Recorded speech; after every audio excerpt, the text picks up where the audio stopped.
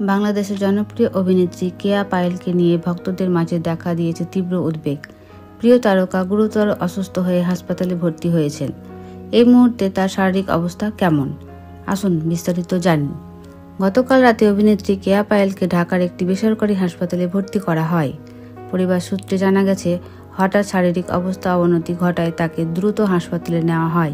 চিকিৎসকেরা জানিয়েছেন, পরিস্থিতি গুরুতর হলেও তারা সর্বোচ্চ চেষ্টা করেছেন। কেয়া পায়েল খুব ভালো একজন অভিনেত্রী, আমরা তার দ্রুত সুস্থতার জন্য প্রার্থনা করছি।